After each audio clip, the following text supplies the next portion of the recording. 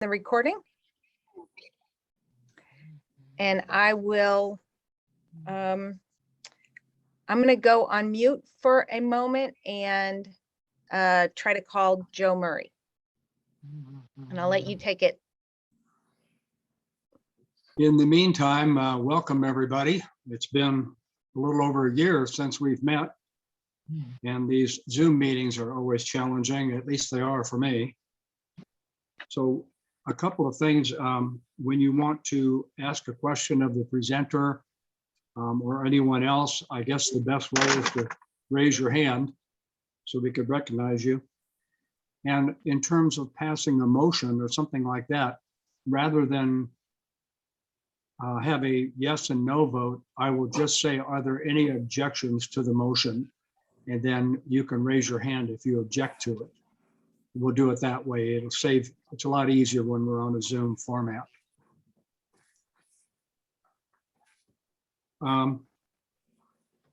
Sharon brought an interesting perspective up about possible federal funds that could be available later on.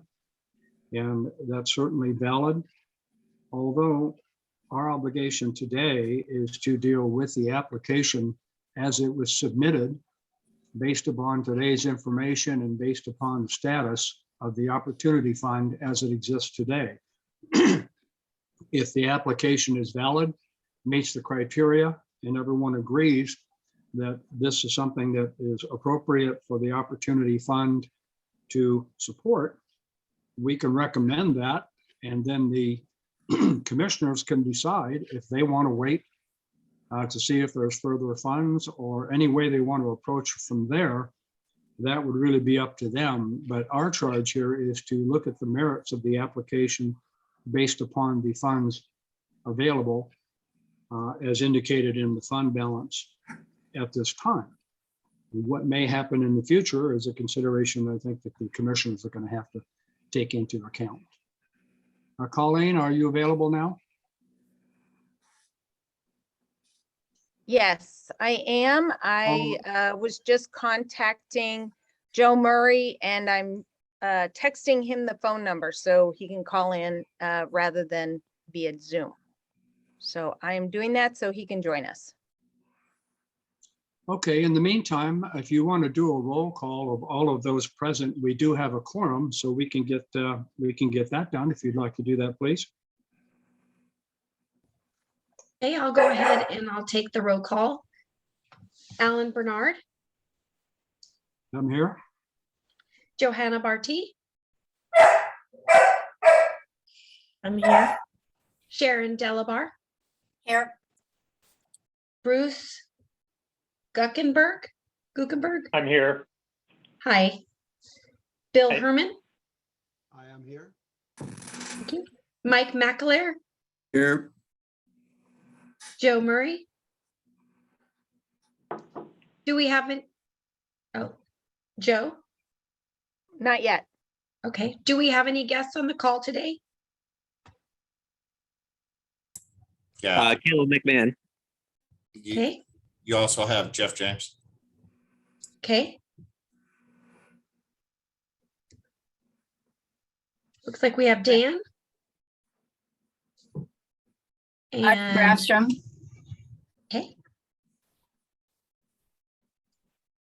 Any other guests? Paul? Paul Hampton, Public Works, City of Forks. Have I missed anyone? And Rod Fleck. Thank you, Rod. Rod Fleck with the City of Forks. All right. Roll call has been taken.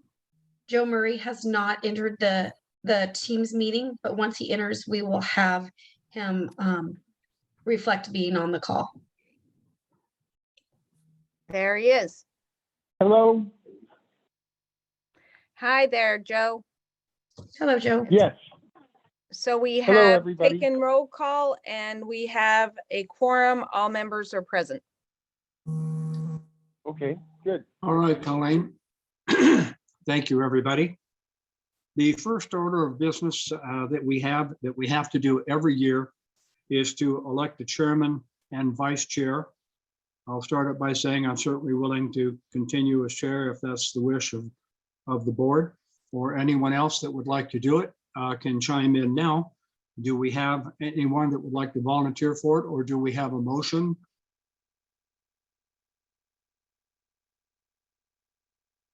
I'll move that Ellen Bernard continue as president of the Opportunity Fund Board. I'll second it.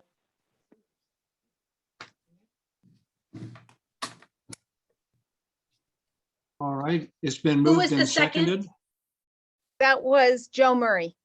Joe, thank you. You're welcome. All right, is there any discussion?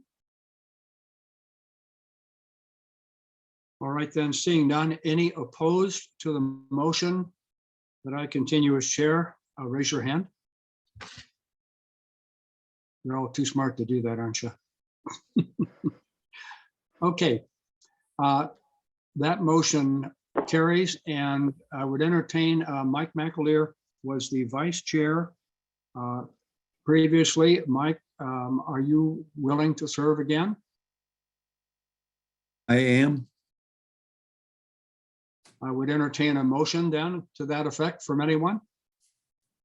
I'll nominate Mike to continue as vice chair. I'll second that. Who was Who the second? Bill Herman.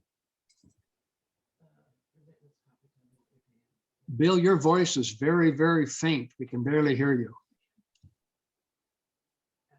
Oh, okay. Anyway, I second the motion. All right, it's been moved and seconded. Is there any discussion, please? All right, seeing none. Is there anyone opposed to the motion that Mike McAleer retain his seat as vice chair? Seeing none, that motion carries. And that takes care of it, so we can now proceed officially.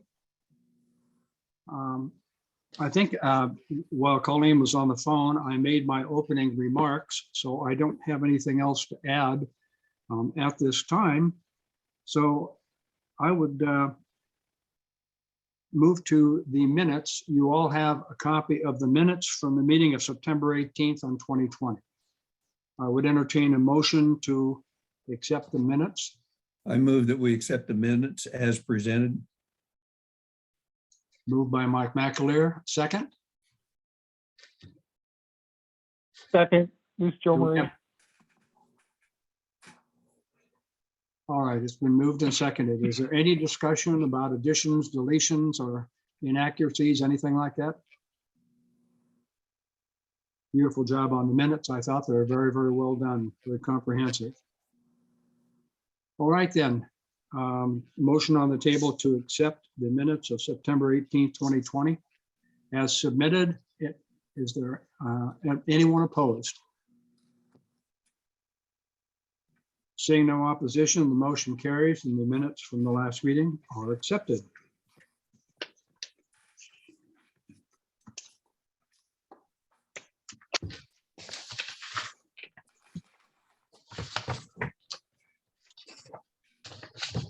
All right, at this point, Colleen has a lot of work to do here because we have a conflict of interest and then a review of the procedures and the criteria, and then an overview of the application from her. So at this point, I will yield the floor to you, Colleen. Thank you very much, Chair Barnard. I am going to share my screen, if that's all right with you, so that we can review the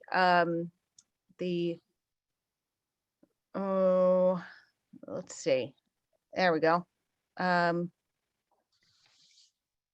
The minutes and agenda. Okay, so we've moved through the minutes, and next is the report from me. So first of all, this is an application from the City of Sequim for a wastewater treatment facility. Does anyone on the opportunity? City of Forks is it I'm not? sorry, what did I say? City of Squim, apologize for that. City of Forks wastewater treatment facility. Does anyone believe they may have a actual or potential perceived conflict of interest regarding this application? Okay, hearing no concerns, we'll go ahead and move on.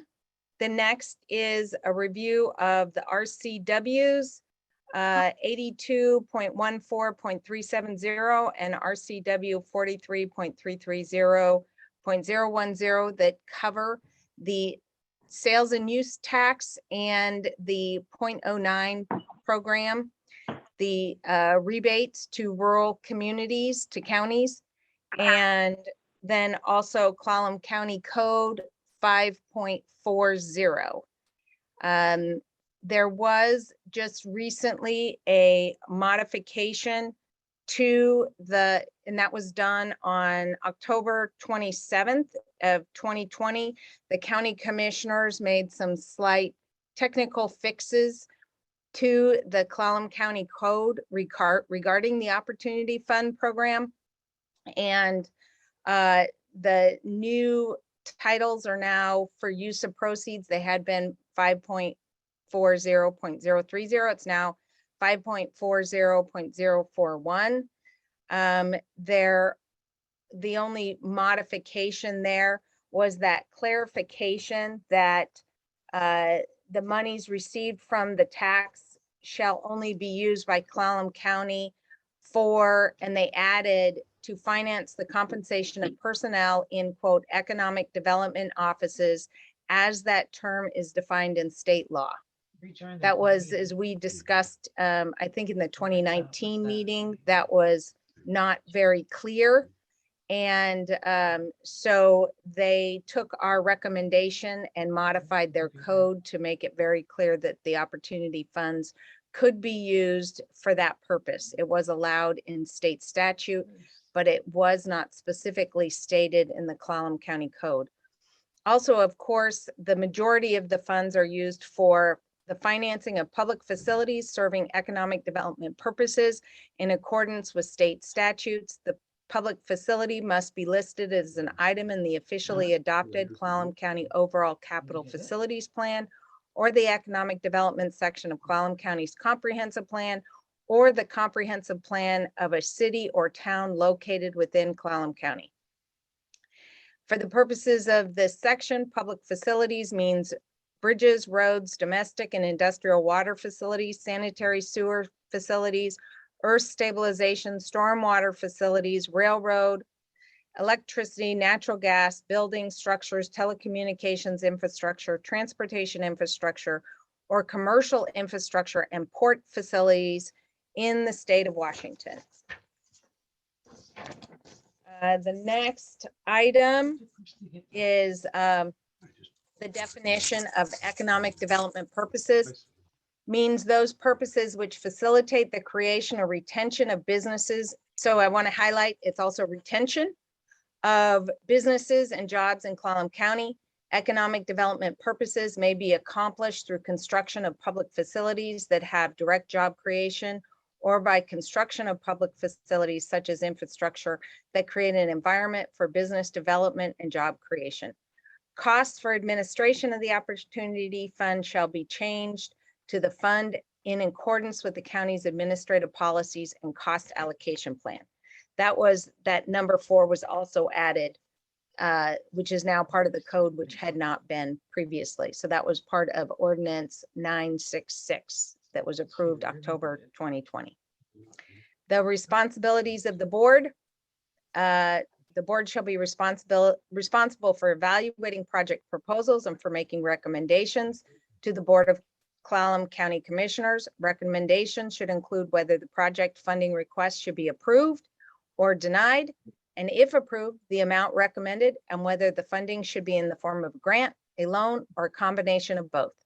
When evaluating applications for funding, the Opportunity Fund Board should consider at a minimum the following: the cost of the proposal in relation to the project's potential to create economic development as defined in this chapter, the priority of the project with other economic development projects included in the public facilities or comprehensive plans of the county or cities, the readiness of the project, including availability of project financing and arrangements completed for cooperative efforts necessary between governmental jurisdictions, whether a loan should be considered for a portion of the funding proposal, particularly if the project is for a utility that, when completed, has the potential to generate revenue through user rates.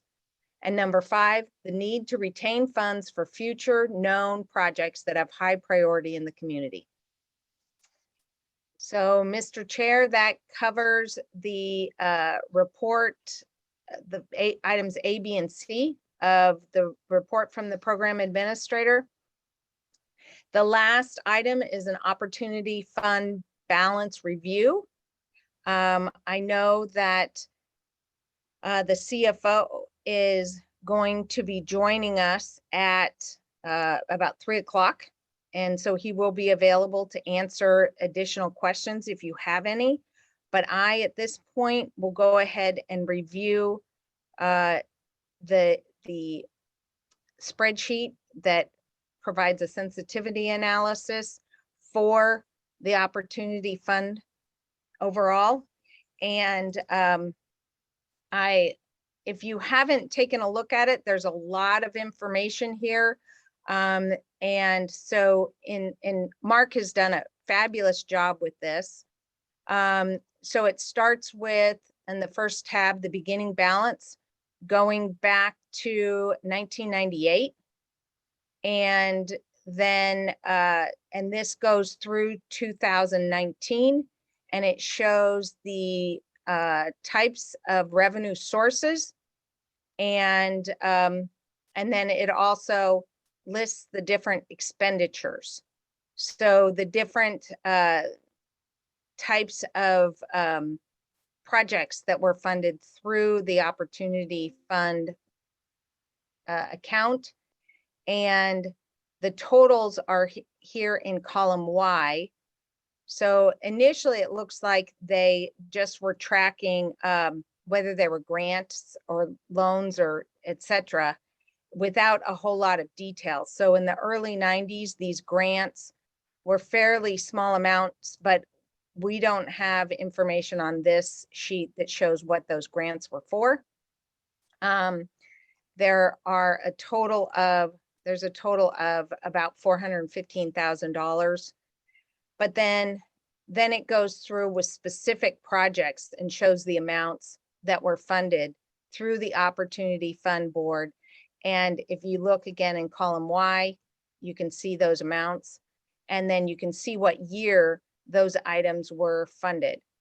I'll highlight that there was a grant in the Forks area. They've called it the Quileute grant here, but it's actually it was the Quileute Parks and Recs District.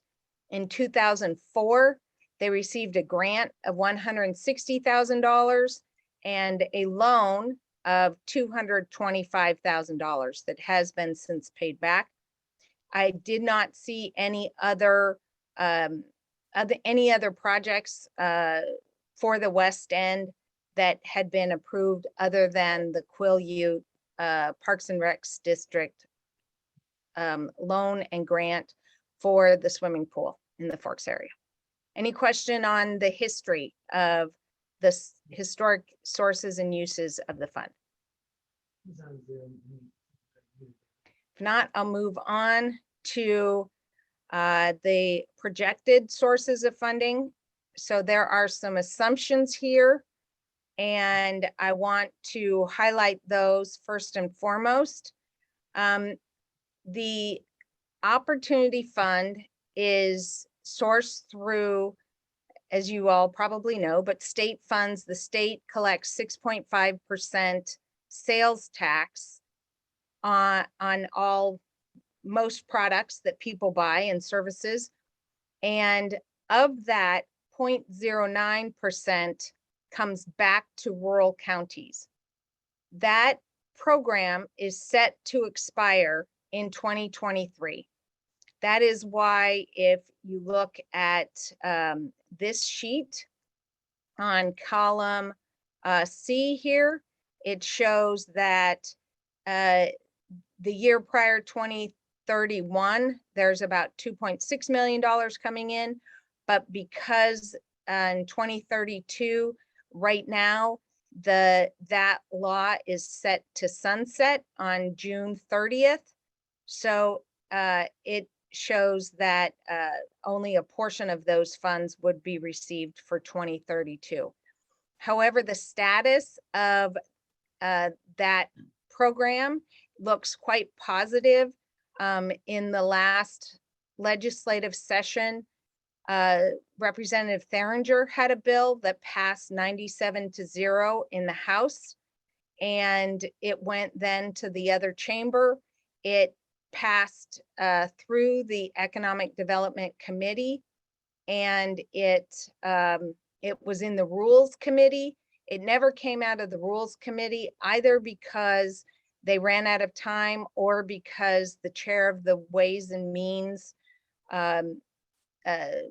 committee of the Senate, Senator Rolfus out of Bainbridge, did not believe philosophically that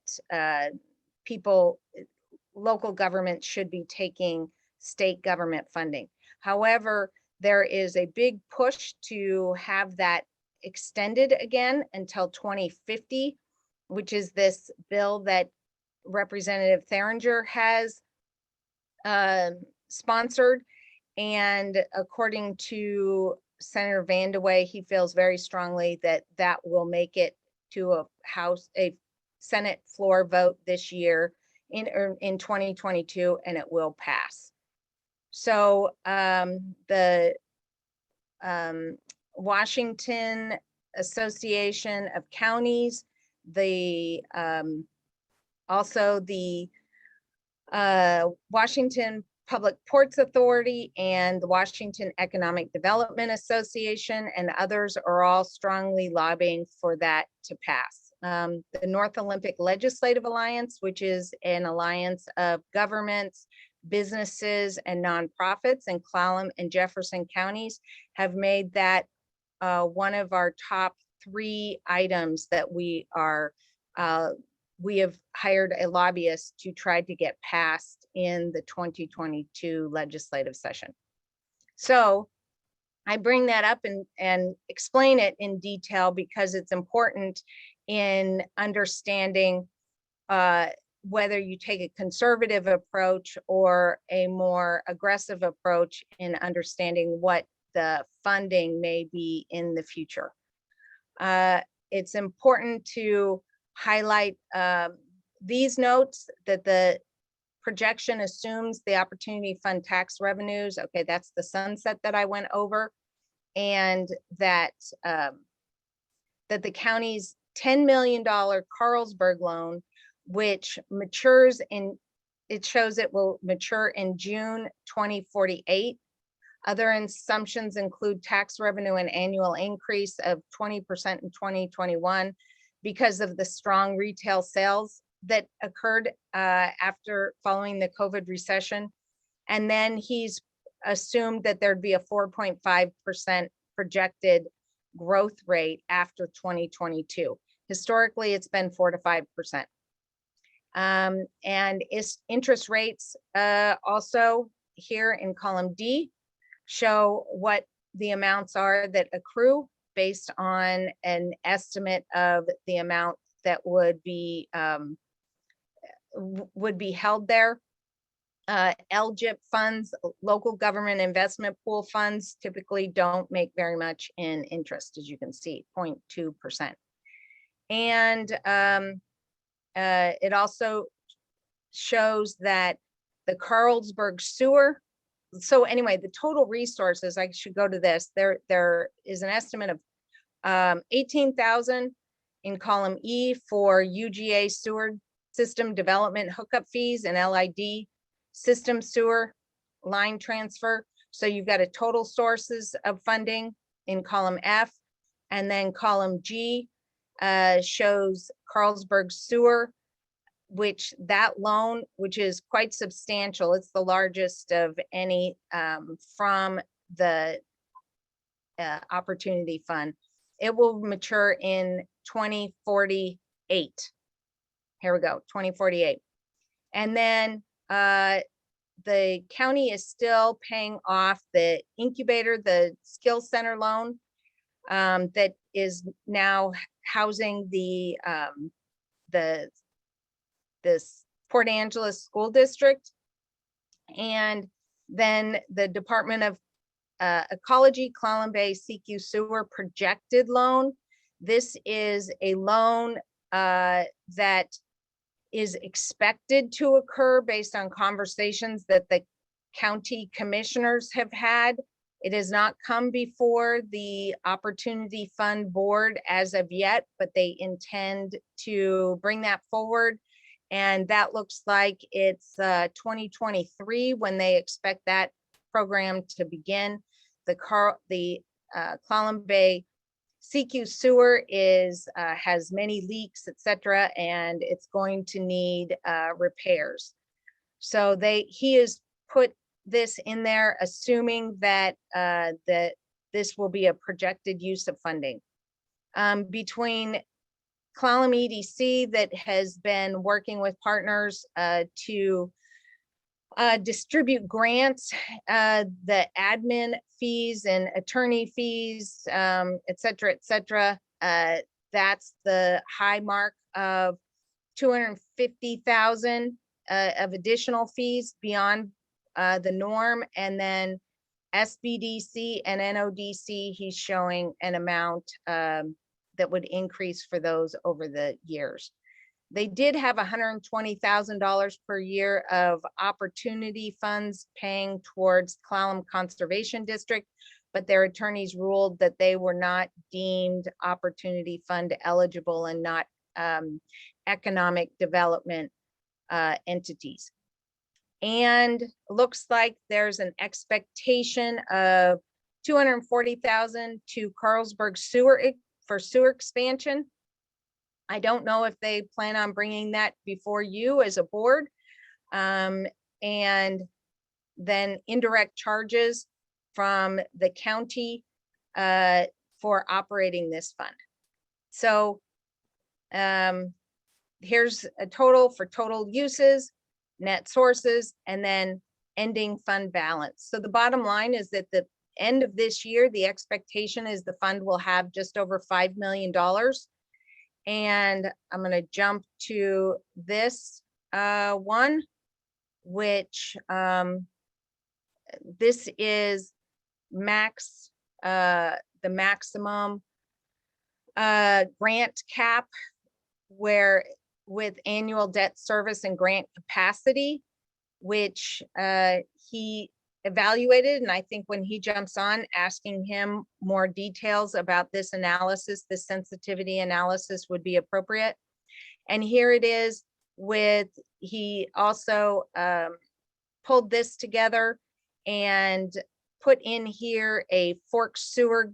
He has added a new column. If you funded the $2.375 million request to the City of Forks for their wastewater treatment facility, what the outcome of that would look like. So, so you can see here in ending fund balance, this is basically a worst case, I believe, because he's added all of the different potential current uses. You can see the ending fund balance does not go into the negative. And you can also see that it also assumes that the bill will not pass and that no more additional funds will be brought into the program beginning in 2032. But even so, and here's Mark Lane coming on, so great timing on his part. Even so, you can see that it isn't until 2049 that the fund balance goes into the negative. So I'm going to stop sharing just for a minute so Mark Lane can meet Mark Lane. who's the county chief financial officer and created this spreadsheet that I just reviewed briefly with you. Hi, Mark. Thanks so much for Good joining us. afternoon. How are you, Colleen? So I just fairly quickly reviewed your very involved and accurate spreadsheet with all sorts of sensitivity analysis. Thank you. And so I was just going to ask the Opportunity Fund board members if they had any questions regarding the analysis that you put together for them. And I can share screen again if you'd like. Yes. I would start off, Colleen, by saying our primary concern here is, does the fund support the requested amount? Should we recommend to the commissioners that it be granted? We're always looking to see if the fund can support it and handle its other obligations, including the CQ potential redo of their sewer system, so that if we recommend that this go forward, that we have a feeling here that the funds are available and are appropriate. Who wants to take that? Is that directed towards me? I can certainly address it. Yes, Okay. please do. So, Colleen, if you could do me a favor, if you could click on the next tab over, which is the Max DS grant capacity. So, the short answer to your question, and I believe, was it Ellen that asked that question? So, Ellen, to answer your question, yes. Does the fund have the funding capacity to be able to do this? Yes, it does.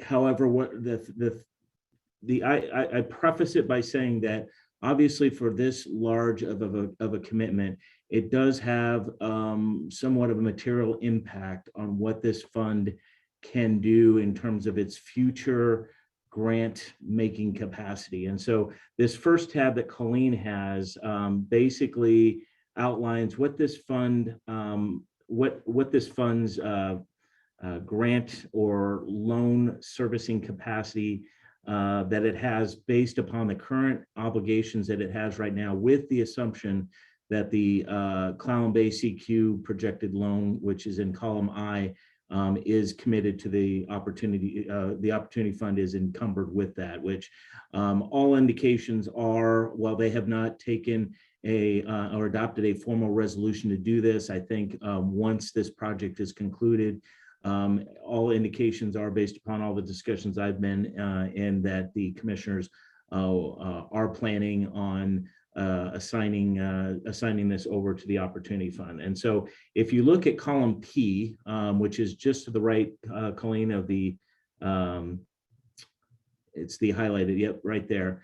You can see right now that based upon its funding commitments, the Opportunity Fund has the ability to incur an estimated additional $454,000 a year of grants on an annual basis through the next several years. There, I believe this goes out till 2049, which is the last date of our debt servicing requirements. And so you can see that based upon if this fund continued to grant in theory $454,000 each year of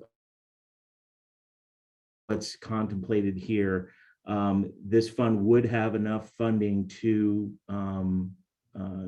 in order to be able to afford that amount of spending. However, and Colleen, if you could click on the next tab. So we go from $454,000 a year of additional spending capacity that the fund has to, if you click on the Forks Sewer Project tab, you can see that that number drops down to $369,000. So quite a bit of a drop, almost $100,000 less flexibility, if you will, that this fund would have. Now, one of the things that's very important to note, and I apologize hopping in, and so this may be redundant, but again, this analysis assumes that the funding source for the Opportunity Fund sunsets in July 2032. And as I believe probably most of the committee is aware, this has been a topic in the legislature, at least the last couple of legislative sessions, to try and get this extended. And it was very close to getting adopted this last budget cycle.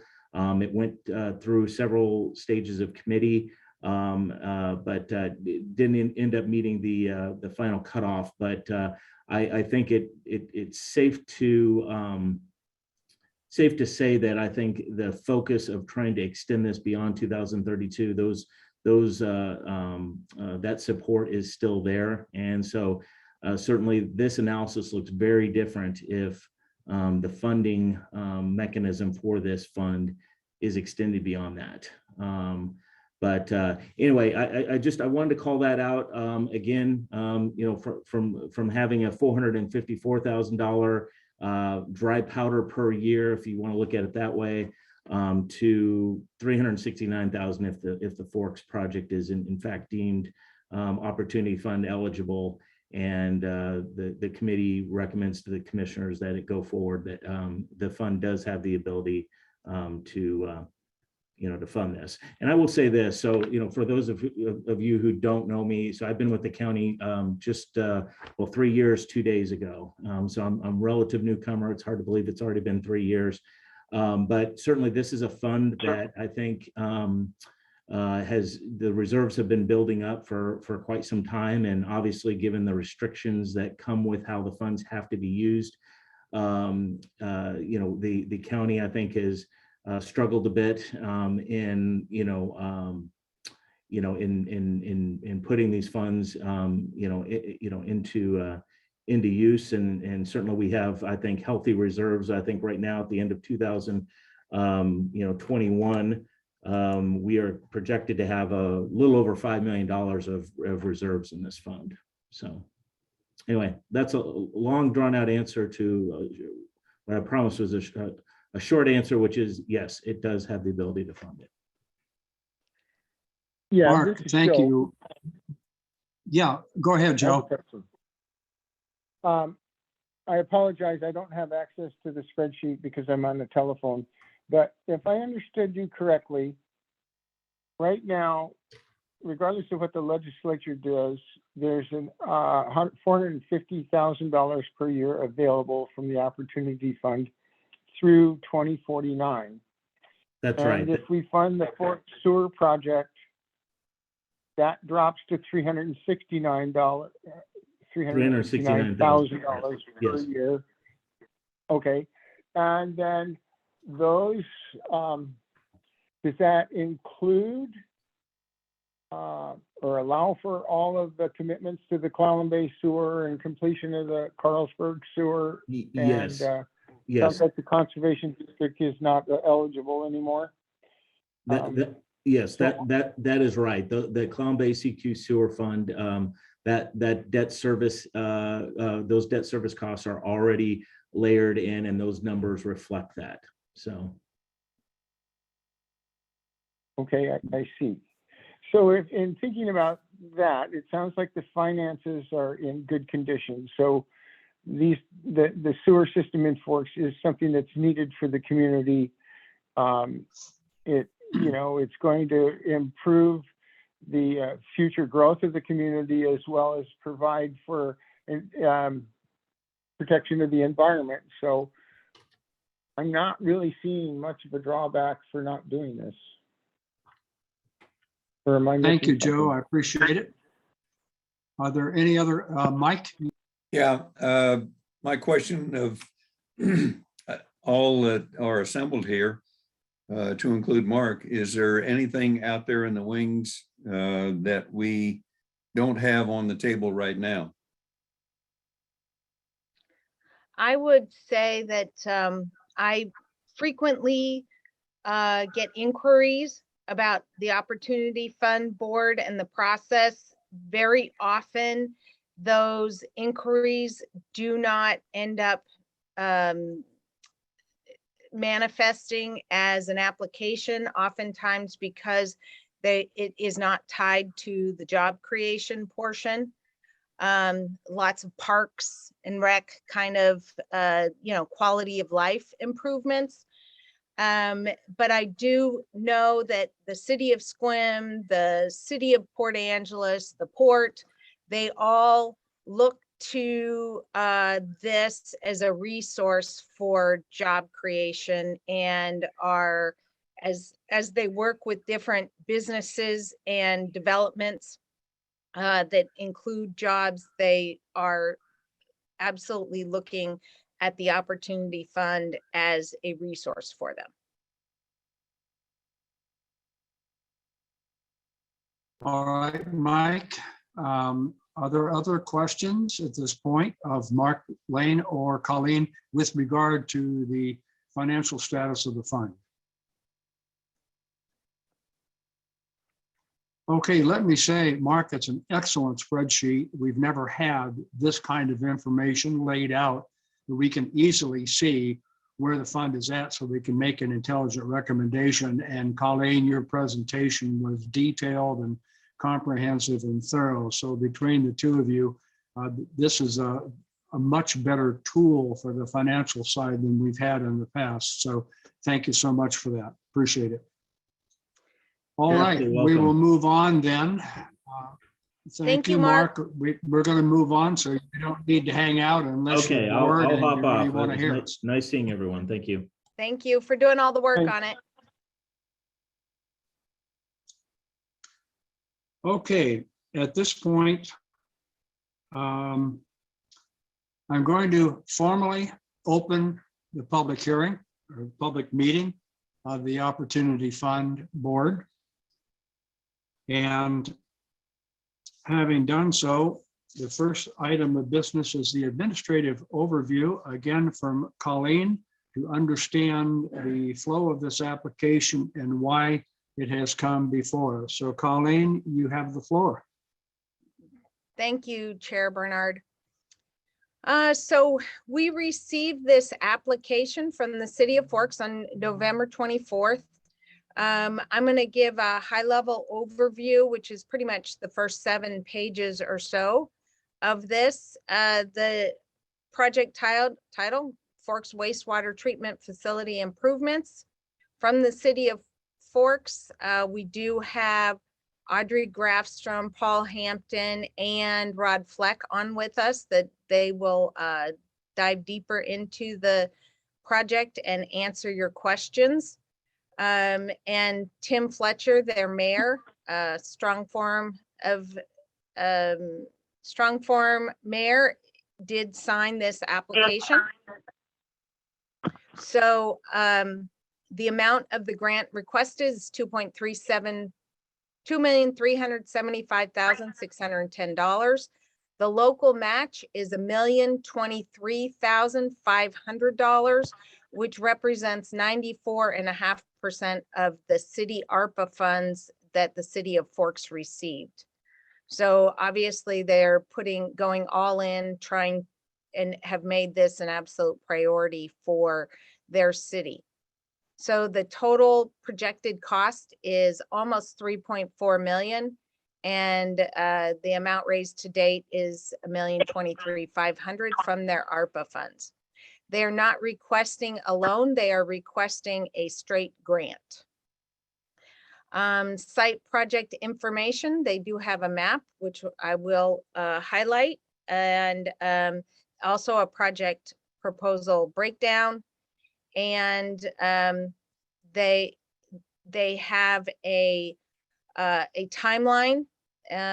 So they're showing if the grant award were issued January 3rd of next year, they would begin the RFQ 30 days later to hire an engineering firm, a contract 60 days later, preparation of design plans and bid specs, 120 days, or about the end of April, bid opening, the end of May, signed construction contract, the end of June, and then an 8-month construction program, which would end about the end of February 2023. There are no other jurisdictions involved, and the city of Forks would be responsible for the operation and maintenance. They don't have private sector commitment involvement. So the question of why does the private sector require the proposed public infrastructure improvements? The Forks Sewer District includes 126 commercial users, 160 low-income apartment units, 127 trailers in 6 trailer courts, predominantly low to moderate income, and 257 single-family residential units of mixed income levels. Failure to address the necessary improvements to the wastewater treatment facility could result in a catastrophic failure of the sewer system, jeopardizing operation of the downtown core of businesses, the Forks Community Hospital, and the Quileute Valley School District. The types of jobs to be created, retained using data from the Paycheck Protection Program. Businesses within the sewer district employ approximately 934 individuals, and that is a conservative estimate because the number of businesses serviced by the wastewater treatment facility did not include all businesses that applied for PPP funds. So that's a floor. It would be more than that, but they were able to get actual employment numbers based on PPP fund, recent funding applications. And so the estimated payroll of the businesses in the sewer district is conservatively $47 million, which includes the Forks Community Hospital and the Quileute Valley School District. Financial information about the applicant and is that they did provide the most annual financial report reviewed by a state auditor. The city of Forks is normally on a 2-year audit schedule, but since they exceeded the threshold for expenditures of federal fund in 2020, the state auditor's office conducted a 1-year financial statement and federal single audit. The 2020 audit report is attached and is available for your review. I did review it and it meets the requirements of this application process. It is signed by their mayor, and I can certainly go through the project proposal. It is a comprehensive report, and the improvements are required to ensure redundancy, to increase capacity necessary to respond to development and prepare for expansion of the sewer district to businesses and neighborhoods with high probability of failed septic systems within the city. The city of Forks constructed its original wastewater treatment facility and sewer collection system in '86. Prior to that wastewater treatment facility, all homes and businesses in the area were served by individual septic systems. The facility was constructed with an aerated lagoon, secondary clarifier, return waste activated sludge pumping station, affluent pumping station, and infiltration basin. The mechanical fine screen was installed in the headwork structure in '97. In 2002, the city received an admin order to cease land application of biosolids. The city quickly moved to install the FKC screw press. That company is actually located in Port Angeles, the first of its kind in the nation. In doing so, the city expended $600,000 for the project, which was nearly all of the sewer system capital reserve. So that was in 2002. While the treatment facility consistently received outstanding performance awards from Department of Ecology last 11 out of 12 years, there's no redundancy for major components. Recent development in the sewer district, including new lodging establishments and high density, low income housing, has pushed the treatment facility to capacity, and potential infill lots threaten to overwhelm its operation. To address additional capacity, modifications are needed to the existing screw press. The system modifications would include replacement of ancillary components, including sludge holding tanks, sludge feed pump, polymer system, flocculation tank, and boiler skid. The screw press would be relocated in the current building and the truck loading bay would be moved outside the building. Biosolids would be transported to the truck by conveyor. Fork City Council committed over $1 million of the city's American Rescue Plan Act funds to completing the FKC screw press modification. The facility does not have a redundant clarifier capacity, a requirement of ecology's reliability standards. The new 35-foot diameter clarifier, secondary clarifier number 2, could be located to the south of the existing clarifier where the number 1 is located. Mixed liquor from the aerated lagoon could be split hydraulically in the existing splitter box, modified with weirs to provide an even distribution of flow. So I'm getting beyond over my skis here in explaining things that I don't understand. So with that, they have, I'm going to jump forward, and your questions that are more technical in nature, I'll let the Public Works Director answer those. And so what they need is an air gap to provide physical separation of the city's potable water system and non-potable water system, which is required by the Department of Health. The air gap system would consist of a surge tank, inlet valves, centrifugal water pumps, and pneumatic pressure tank. Renovations to the laboratory and maintenance building floor and HVAC, redundant return activated sludge pump station, replacement pumps, retrieval system, and control panel for the Mill Creek pump station, submersible centrifugal pumps for in-plant pump station. So with the cost breakdown, you can see that modifications to the screw press are $919,500. Construction of a secondary clarifier number 2, $914,500. Improvements to an aerated lagoon, $519,600. Installation of emergency generator, $310,600. And then miscellaneous improvements as listed. They included an inflation from original estimates of 10%. So the total ends up being just under 3.4 million. Again, the city committed over $1 million of its ARPA funds, leaving a request of 2.375 million 610 from the Opportunity Fund. The project is grouped into components. Each component may be completed individually or combined as one project. And let's see, I don't know what happened there. And they, let's go here. Various funding sources have been explored, which I will let the staff talk more about. Most, if not all of these sources require a loan component that could not be serviced by users, even with a 5.5 increase set for January 1st, 2022.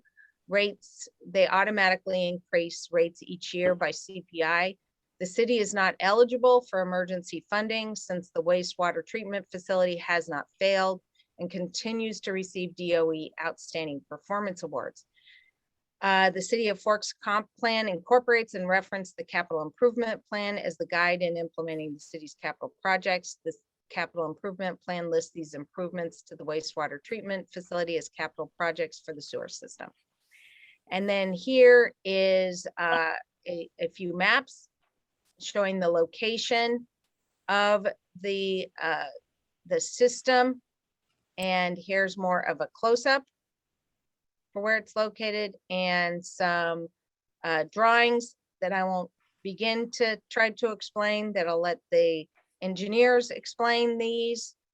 And that then it goes through a more detailed analysis of the costs for each of the different components.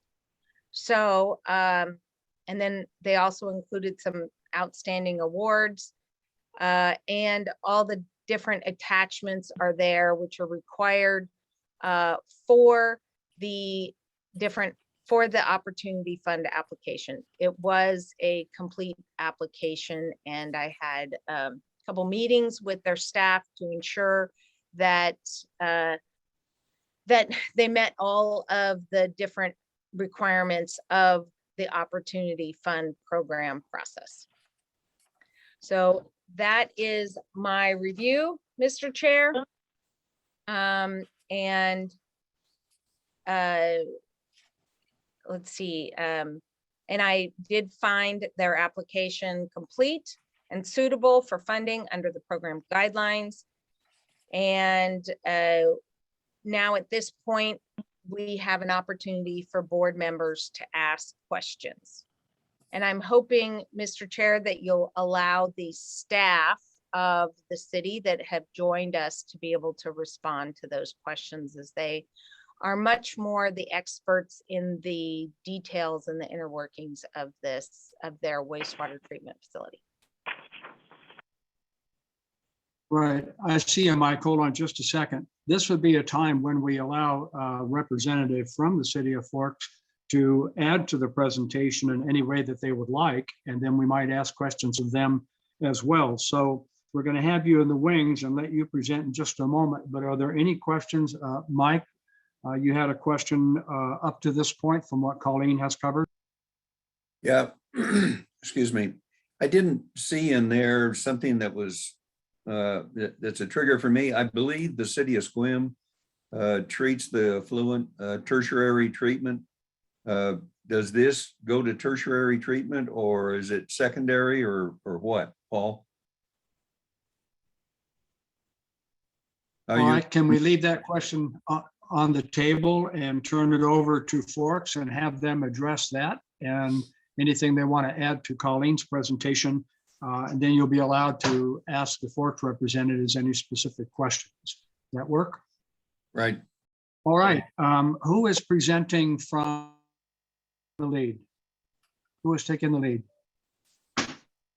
This is Audrey Grafson. I was going to start. I know we had a roll call earlier, but I just wanted to review real quickly who's on the call from Forks. We have Paul Hampton. He's the Public Works Director. Well, first of all, let me back up and thank the board for taking the time to review our application and consider this request. And so Paul Hampton, the Public Works Director, and he's been with the city since 2015. We also have Dan Walgren. He's the wastewater treatment plant operator, and he's been with the city since 1986. So since the inception of the treatment facility.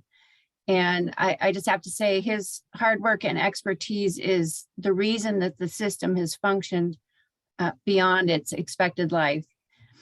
And he would have more of the technical information that was being requested. And so we also have Rod Fleck. He's the city attorney planner. He's been here since 1994. And myself, I'm the city clerk treasurer. I've been with the city since 2012. So Colleen gave a pretty thorough overview of the project and the application. So Paul, did you have anything you wanted to add as far as the overview? And then I thought we could have Danny address that question right away. No, I think Colleen did a great job. A little bit of a tongue twister for her too, some of the technical stuff. But yeah, if Mike would want that question, I think Danny would be the best one to answer that question, and then we can go on from there. What was that question again? Understand it, the city of Sequim treats their effluent, they've got a tertiary system. And where are you going to be? Is this secondary? Secondary treatment. Or what? Yeah, secondary. Secondary. Yeah. We discharge to infiltration basins, and it just goes back into the groundwater again. Okay. That's good to know. Thank you. So, Okay. Do one of you from Forks want to proceed with further presentation to the board for clarity? sure. So then also in the project proposal, we did have the project cost breakdown. And you'll notice that those are listed as components, which Colleen read through the description of each one of those. And that list on the second, yeah, So that list has been prioritized as far as the immediate need. And actually, I was going to turn it over to Dan again, and he could talk about the urgency of the need and the timeline that we're looking at, and where we're at as far as the current functioning of the system. So Dan, did you want to address that? Yeah, the clarifiers have been running 24 hours a day, 7 days a week for 36 years. So you can imagine I've taken it and drained it down and clean it out and spray it out and grease it and keep the oil changed in it, but it's getting to the point where it's starting to rust. And if it breaks down, it's like they said, it's going to be a catastrophic failure because we don't have any backup. And for years, I keep checking into how much it's going to cost to rebuild it and how much it might be to just get a clarifier there when we are rebuilding it. And it's very hard because it's not like you can just, if it failed tomorrow, you can't just get it. It would take months to organize it. So I'm just holding my breath at this point to hopefully it's going to keep running. And they talked about when they first built it, I watched them when they dug the hole, I watched them when they put it all together. And they were already talking about, you're going to have to get a secondary clarifier. That's going to be required. And we never did through the years. So other things keep coming up. And I guess that's about all I have to say. I just know we need another clarifier among other things, but that's about all I have to say about that right now. It's pretty obvious. So also in the proposal, it talks about the other funding sources that have been explored. And, as stated in there, most of those are a loan product or have a loan component. And in, I believe it was 2012, well, before I started, the city council passed an automatic rate increase to occur every year based on the CPI. And so January of 2022, our rates are going to increase by 5.5%. But we've run the numbers before with USDA, Rural Development, and Public Works Trust Fund. And right now our fund balance just does not support the debt service that would be necessary for that. We realize we need to keep increasing rates, but if we were to go out for a loan right now, we'd be looking at like a 36 to 40% rate increase for our residents, which in that demographic, you may have noted that a large percentage of them are low to moderate income. And the note on the outstanding performance awards, that's good news, bad news. That of course you want to have a good performance, but then that puts us out of the running for any emergency funding for repairs, which would only happen in the event of failure. So I wanted to bring Rod on, and he can discuss other funding sources that have been looked at and the hurdles that we faced with that. Well, good afternoon, members of the board, and thanks for that handoff, Audrey. So a couple things to keep in mind about Forks and the city of Forks is that we fall on a census tract where the median income is less than half of the state's median income, and 31%, almost a third of the census tract has incomes below the federal poverty line. So that creates some challenges with trying to raise rates to where you can pay off debt service, even on a very basic, low 1%, 2%, 3% loan.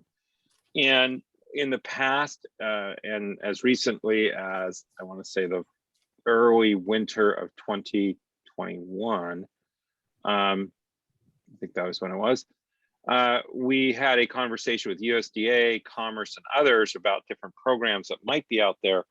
And a lot of folks will point to the CDBG program as a source of funds, a $750,000 grant. It is a highly competitive grant. We are not a, we do not have an allocation. We're not an allotment city for CDBG funds. So we have to compete for that across the state of Washington. They make about 15 to 20 of those grants a year. And one of the challenges that you have to have is you have to show that the user group will be predominantly low income of that project. And with this Forks's sewer ULID, it is a subsection of the city of Forks and is at a block level where you would need to do either your own census for income in that area, your census or survey is what they'll call it, that gets income data for that. Or in the alternative, you can wait for the US Census to release that data and see if you qualify to meet that. We had actually looked at doing something like this once before, and the American Fact Finder, which is the census income analysis that's done every year on a 5-year basis, had an error in it that removed us from the low income status, and it took both congressional research and others to point out that mistake. So with CDBG, it's a potential. It is a, it's competitive statewide, and it just depends on what other needs are out there and how those needs rank with what the city is needing.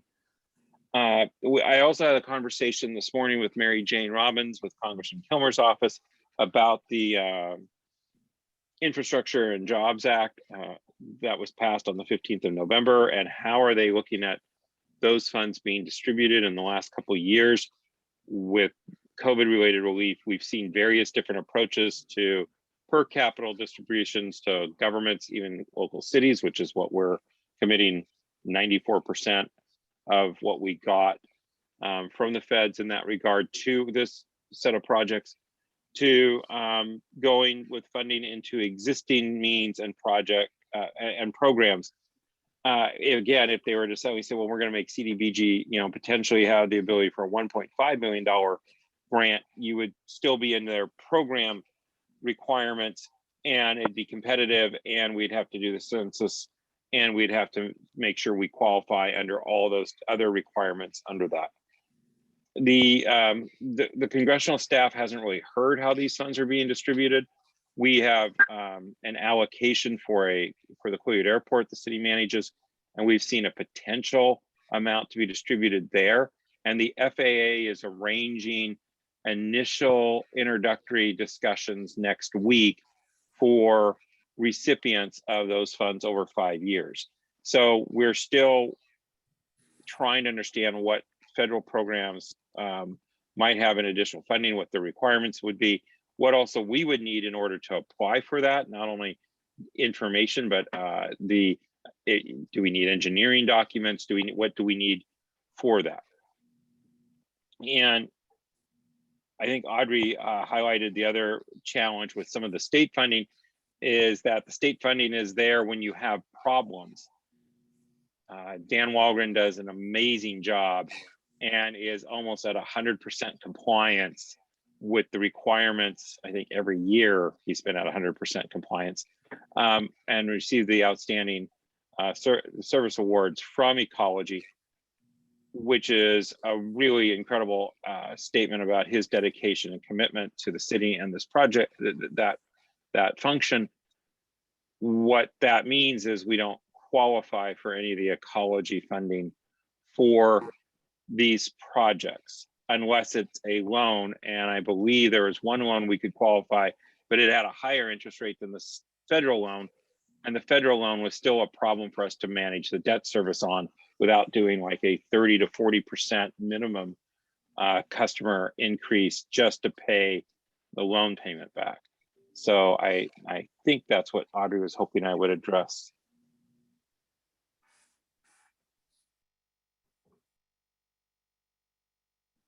So Okay, any yes. further, Audrey, any or further comments from Forks regarding your application before we open up questions to the board for you? I had a short little thing. If that's okay.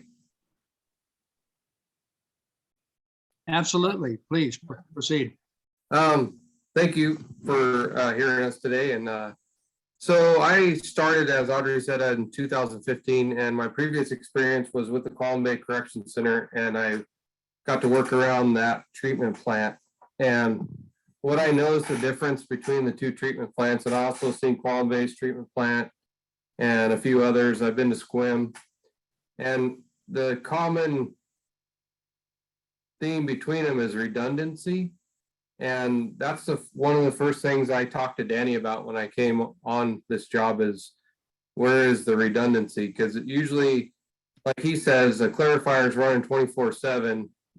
If you have redundancy, you can switch it and run not just a clarifier, but your micro screen, the inlet, the influent.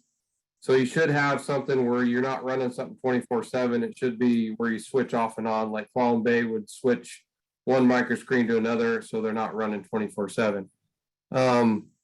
Also, with that big capital improvement of $600,000, normally what I've seen is Danny and I, with our resources, and Danny is very resourceful in fixing stuff, and with my crew, we're able to do that. And usually we can come up with ways to fix stuff, if not pay for it to be fixed or upgrade. But with expending that $600,000, it dropped our fund balance down. So now, like Colleen said, we're going all in. So it's not just trying to fix something here and there. We want to fix as much as we can to try to allow for more businesses to join the sewer. That was one thing that happened during my time here, is there was a business, I think it was a sandwich shop, that was trying to get on, and they're just on the outskirts of the sewer district. But we're looking at trying to get them on, and it just wasn't going to work, just because of I think it was our BOD levels were reaching near capacity, and I just couldn't do that and take that capacity away from people that are in the sewer district and allow them to come on and take that. So that's just some of my background, what I know of it. But the biggest thing to me is redundancy and keeping the systems we have running. So that's why we're going all in with this, and that's why it's such a big amount. So Thank you, Paul. Audrey, anything else? Well, just Danny, if you could just explain what BOD levels are, and also the other, some other repairs made along the way. That's the BOD of biochemical oxygen demand. That's the amount of organic material that's coming into the waste plant.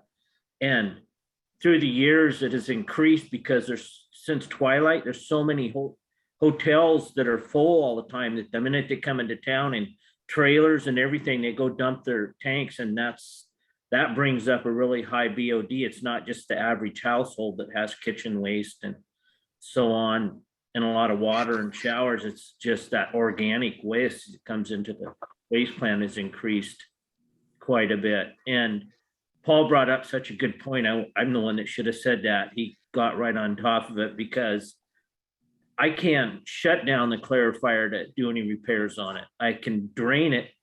And if I get down here at like 3 o'clock in the morning, I can drain it, and I can store what comes in my big 640,000 gallon aeration basin, shut off the valve to it, drain the clarifier, and that's all the time I have. And then I can slowly put it back into the clarifier again and let it go out. And that's about all I can do on that. And we haven't, since in 2016, we got a general sewer and wastewater facility plan, and it gave us some ideas of, well, we gave them the ideas of what we needed. And so far we've put a new micro screen in.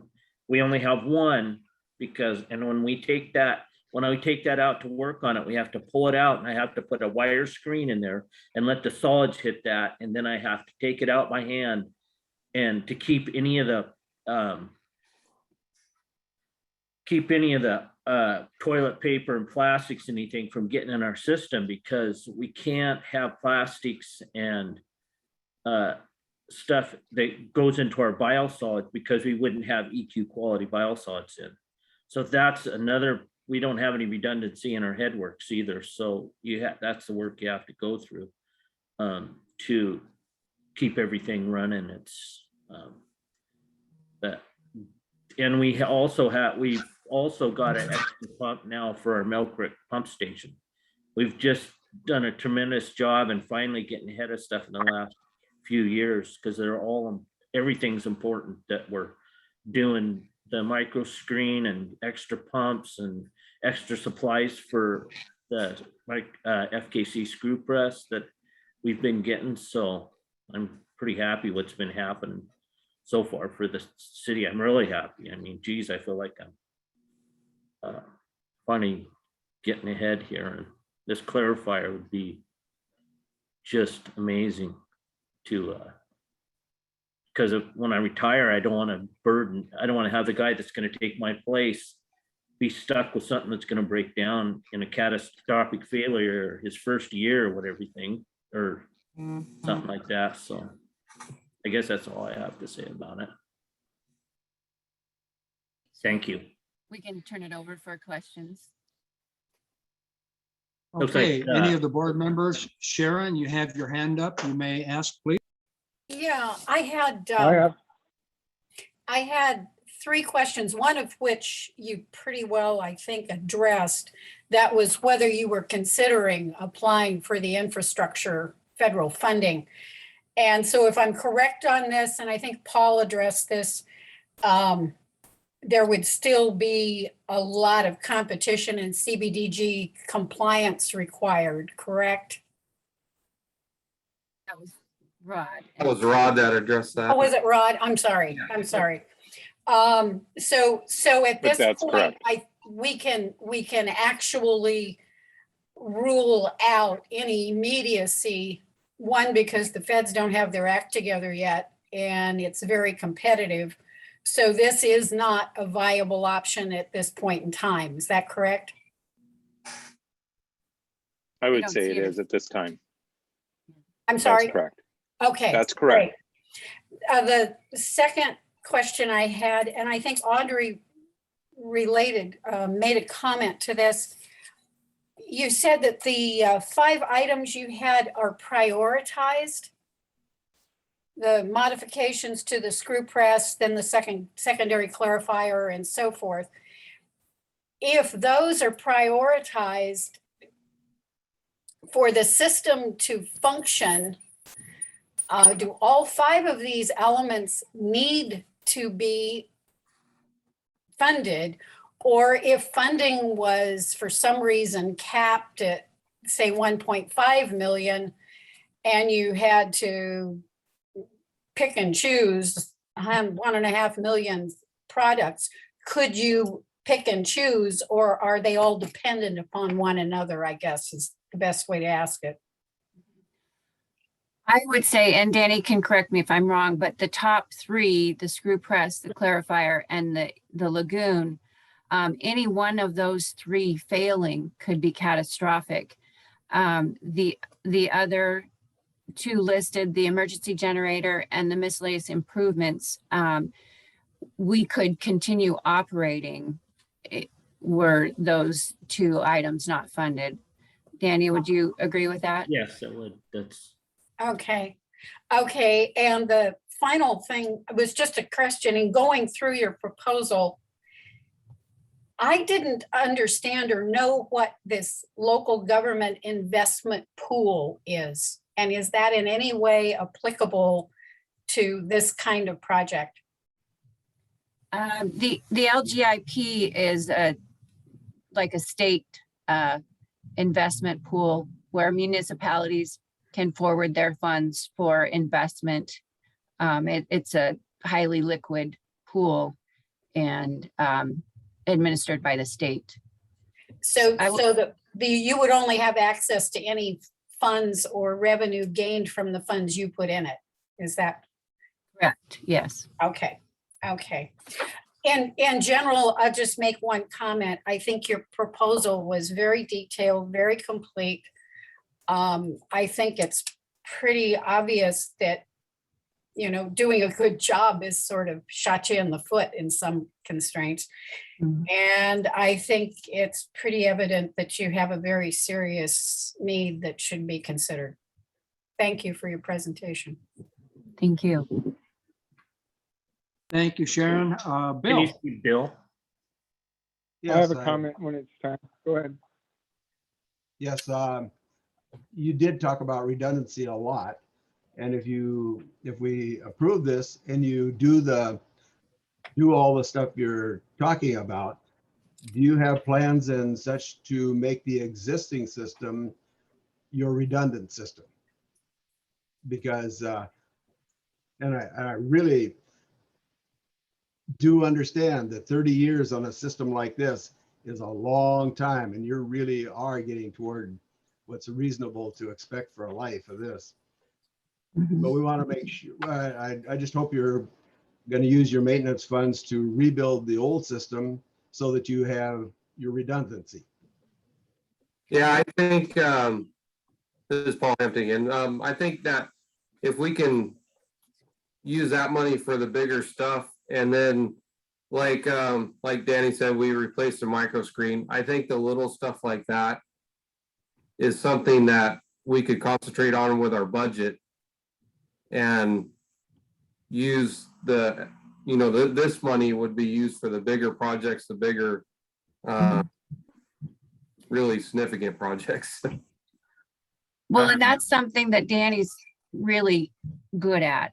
And I think it's most evident in the clarifier. If you look at, so if another secondary clarifier were added, then there would be a splitter box.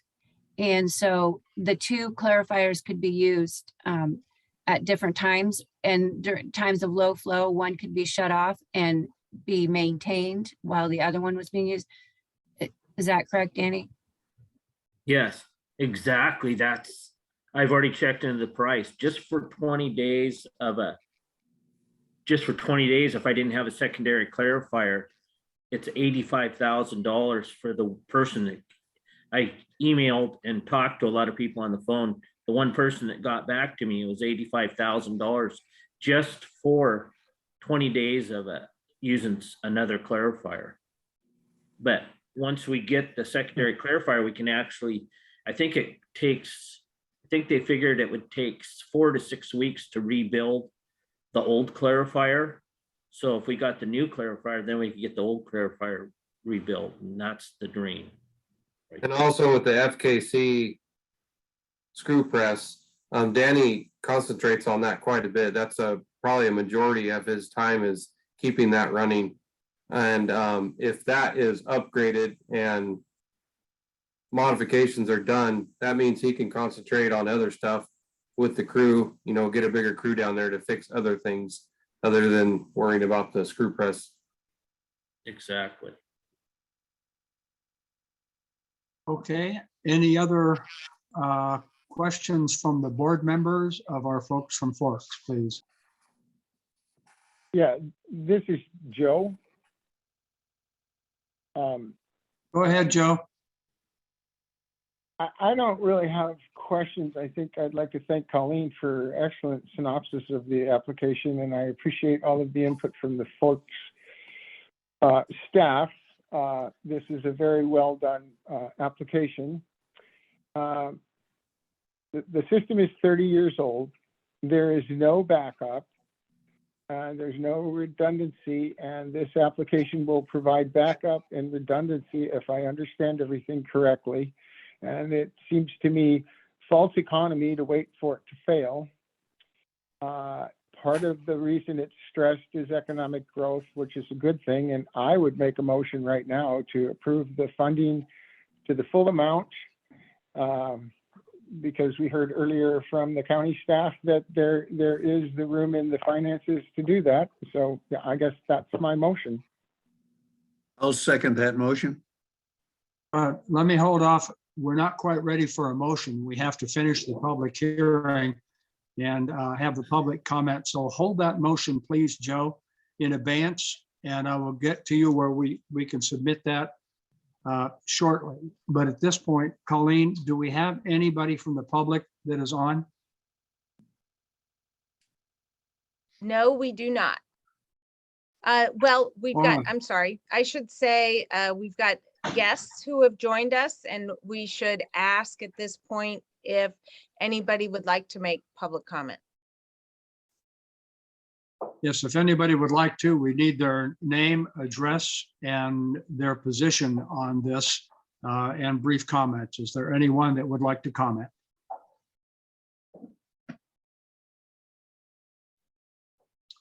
All right then, hearing none. At this point, no more comments from Forks or no more comments from our questions from our board at this point. If I don't hear any, then I will close the public hearing portion of this at this point. Now, this is where we go to the board members, and we can either go around and make your comments, or if you would like to entertain Joe's motion and Mike's second at this point and put it on the table, then we can go around to each member and for discussion. So if that's satisfactory, Joe, would you make your motion again, please? Well, yeah, I'll make my motion again, but once a motion is made and seconded, that has to either be eliminated according to Robert's Rules of Order, or it has to be considered one way or another. But my motion is to approve the funding for the entire project as presented in the application. And I believe it was seconded, but I don't know who seconded it. I seconded Mike McAleer. Okay, thanks, Mike. I can't see anybody. I on the understand, telephone. Joe, what you're saying, but it was not the time to make a motion. We had not completed the testimony necessary before a motion was appropriate. So thank you. We have it on the table, and it is seconded that we recommended the commissioners to approve the amount as requested. Let's go around and raise your hands. Those of you on the board that would like to make any final comments before we vote. Sharon, any comments? Bill? I'm Joanna? good with it the way it is. Okay. Who do we have? Bruce? I'm here. I don't have Do you any final comments, no. No comments. Okay.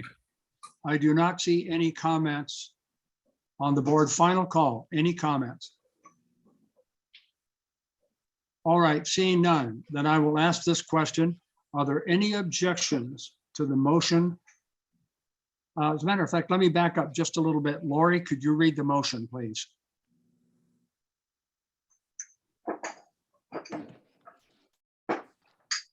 Yes. Okay. Joe requested a motion to approve the funding for the entire amount of the project as presented. All right, and it was seconded by Mike McAleer. Yes, correct. All right then. Thank you, Lori. You're Then welcome. I'll ask the Alan? question. Other, Alan, just one thing. Yes, The way Sharon. the way that is stated, it doesn't say for the amount requested, it says the amount for the entire project, which would imply including the 1 million that's already been in. So I think maybe the grant amount of 2,375,610 should be specified, or it should be the amount of grant requested, not the total amount of the project. Thank you. Joe, can you amend your motion to include Yeah, that, please? Yeah, that was included in the application if you read it, and I'm fine with that. That's exactly what I meant, but I the know. application was for the 2 million, not the 3 million. So just to be clear, I believe the amount is $2,375,000, $610,000. So yes, put that amount in there, and then that will make that even clearer for those that read it in the future. Thank you for that. All right. Mike McAleer, do you Yep, concur? yep. I second that. Thank you. Lori, would you read the amended motion one more time, please? This is all new to me. So we have an amended motion for a motion to approve funding for a project as presented for the amount of $2,375,610.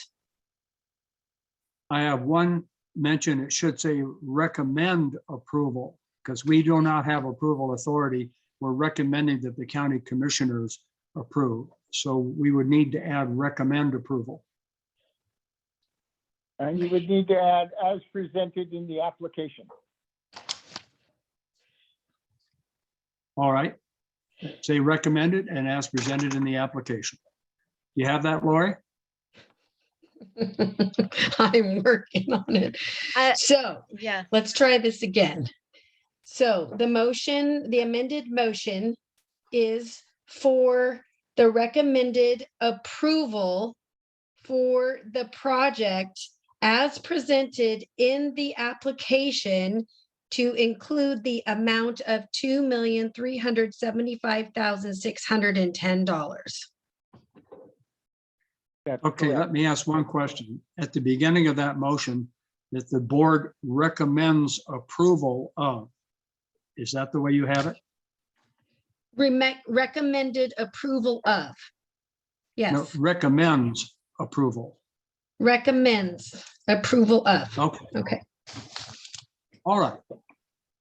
All right, at this point, are there any Mike, are you good with objections? that? Mike seconded it, so we need Mike's approval of that change. Yes, Mike, are you fine with that? I approve of that change. Okay. Any further comments?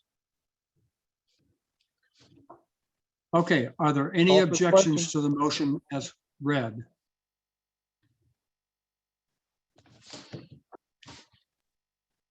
I see no objections. The motion carries. And with that, we have completed it and we've done our work. Colleen, wonderful work vetting this application back and forth. Wonderful work from the Forks people for developing everything clearly. Thank you to all of you board members and everyone for being here and weighing in on this. And thanks Sharon and Mike for agreeing to do another term. That's also appreciated. And with that, And are welcome, there any final Johanna. comments? I think we What's should that? welcome Johanna Barty to your board. Any further comments from anybody? Once again. All right. Happy Then holidays. And happy holidays. Merry Christmas to all of you. And I hope we have a great new year coming up. So stay healthy. Have a great holiday with your family. And thank you very much. We stand adjourned. Thank you. Thank you. All right, bye.